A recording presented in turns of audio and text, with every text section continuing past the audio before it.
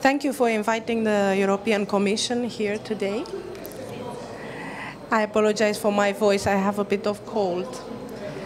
It is a wonderful occasion to meet you here and discuss about the European Cloud Initiative.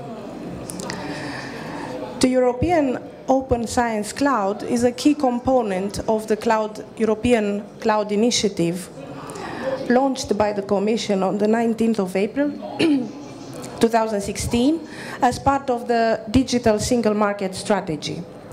Commissioners Moedas and Oettinger worked jointly on the European Cloud Initiative.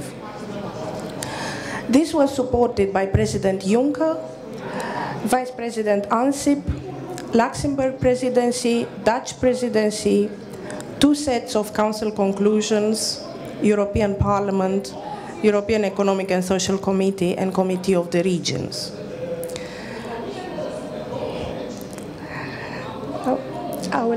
O să-ți fac semn din deget când... The implementation of the European Open Science Cloud became clear political priority following up on the Council conclusions of 27th May. Commissioner Moedas promotes a 3-dimensional strategy: open science, open science, open innovation, open to the world. The European Open Science Cloud represents a balanced, functional approach of the 3 interdependent strategic dimensions. The Cloud Initiative has also 3 pillars. The cloud, which is in our vision European Open Science Cloud, the European data infrastructures, and widening access and building trust. Putem să mergem mai departe?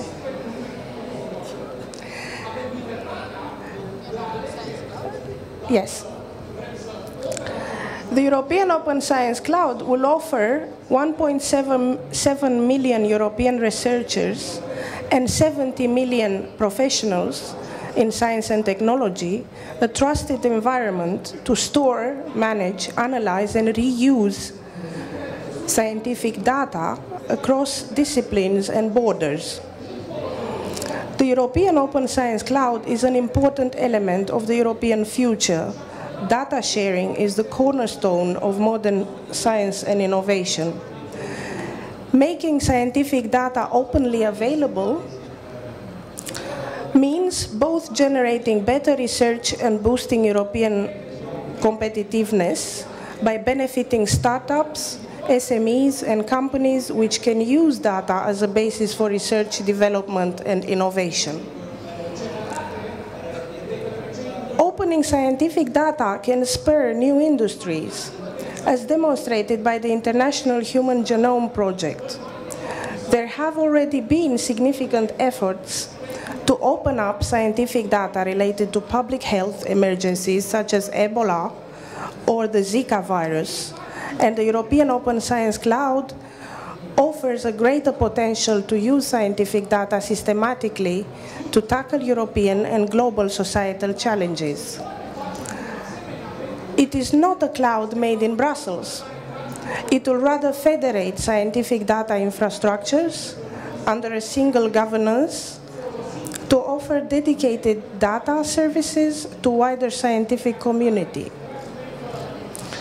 The initiative aims to leverage and coordinate the significant public investment that has been ongoing for more than 2 decades, as well as ensuring the scientific community can reuse the enormous amount of data generated by Horizon 2020.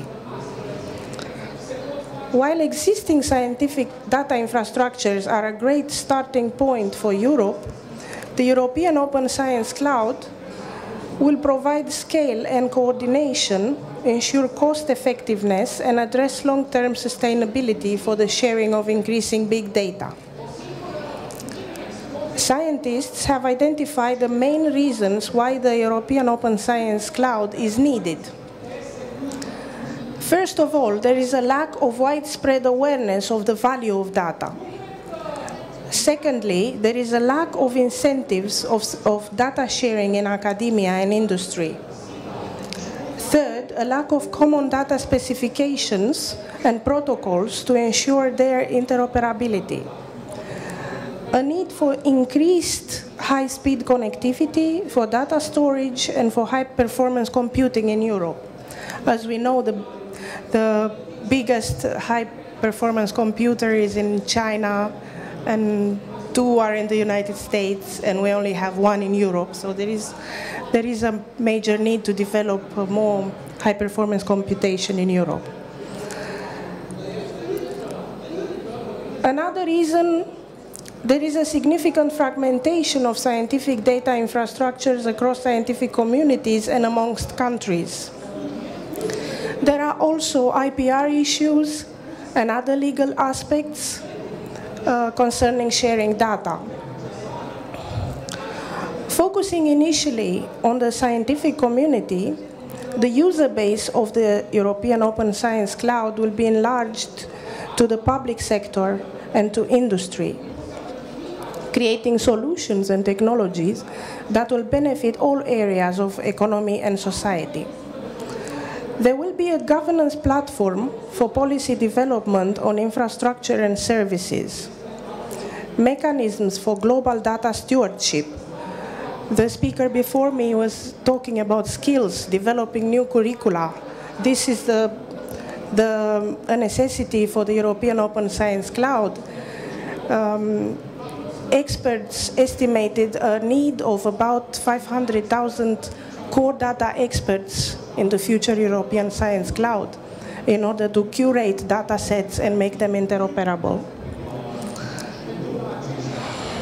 Decision-making on funding, requirements and procurement instruments, long-term sustainability for the European Open Science Cloud and for the supporting European data infrastructures.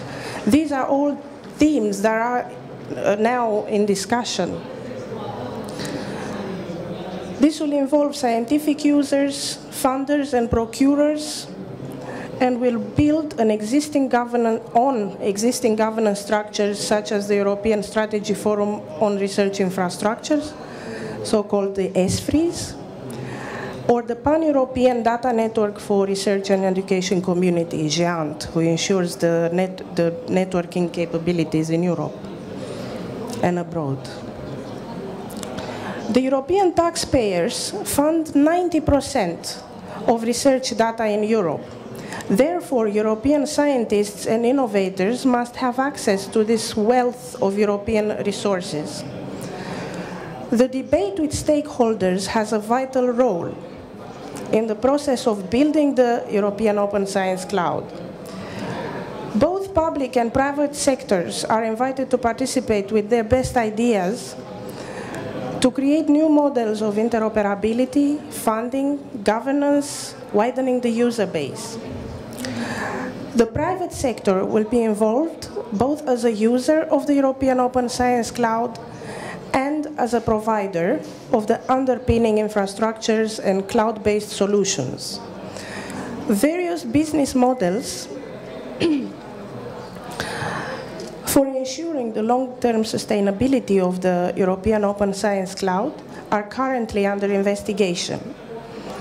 The shape and form of the financial contribution of the private sector will depend on the assessment of various options and further discussions at political level.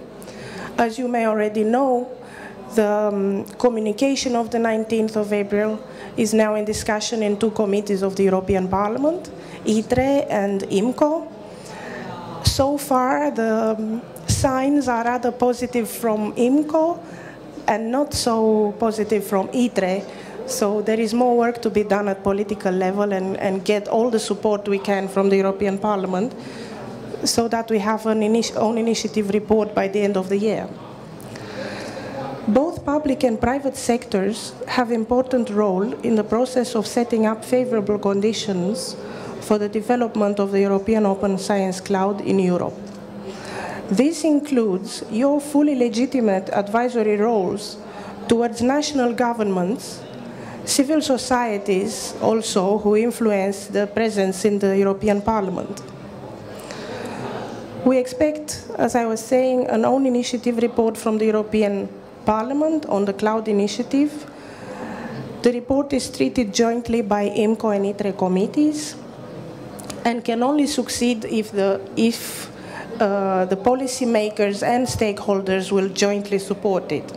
What are the next steps? And then I will stay available for your questions. First, by early 2017, we will develop a roadmap for governance and funding of the European Open Science Cloud, largely based on our discussions with experts, key scientific stakeholders, and member states. Second, all data produced in Horizon 2020 projects will be open by default from January 2017. So we try to give recommendations, but also lead by example. To maximize taxpayers' money and to spur innovation based on data in Europe, Horizon 2020 has to widen the user base towards public service and long tail of science, so widening the impact. This will be scientific data produced by future projects under the 77 billion Horizon 2020 program until 2020, so in the next 4.5 years. Particular attention will be given to intellectual property rights issues, data related to security matters, and data which is too close to market. Data in the cloud will be as open as possible and as close as necessary. Encouraging scientific data sharing in member states through incentive schemes, reward systems, and training programs for research and businesses. Third, we will federate existing scientific data infrastructures which are today scattered across disciplines and borders across the EU. This will make access to scientific data easier and more efficient. We should also advance very quickly during 2017 on the definition of an action plan of interoperability, with the aim of transforming the FAIR data principles into concrete catalogues of data standards, specifications, protocols, and other required tools. We chose the FAIR data principles according to experts as a first set of principles for interoperability concerning the curation of data sets in the way that data should be findable, interoperable, accessible, and reusable. Of course, the list is wider, and businesses are not short in coming up with more examples. For example, retrievability. Data should be retrievable, so you need different set of access protocols and specifications. It's not always the same having accessible data or retrievable. There is a whole world of experts and debate with stakeholders to find solutions for technical solutions, but also political support to make data interoperable. The private sector will be involved both as a user of the European Open Science Cloud and as a provider, as I was mentioning. But the European Commission is also involving every sector of society into the debate. We have the Open Science Policy Platform, which represents all sectors of society, supported by 8 expert groups to provide reports by the end of the year and in the course of 2017 related to technical aspects of data interoperability. For this to succeed, we need your continuing support by keeping research and innovation high on the political agenda of national governments and international scientific communities. Last but not least, strengthening international cooperation on scientific data sharing is needed to ensure a leading European role in a future global open science cloud. Europe has to stay connected to global challenges, encouraging international cooperation in research and innovation. Discussions are underway in the context of the Global Science Forum of the OECD, and the Commission is leading, together with Japan, a working group on open science in the context of G7 science ministers. To conclude, I take this opportunity to recall that member states have a key role to play in ensuring that structural funds can be used along with Horizon 2020 funding to support the European Open Science Cloud. And as Elena was saying earlier, we should really act like one state,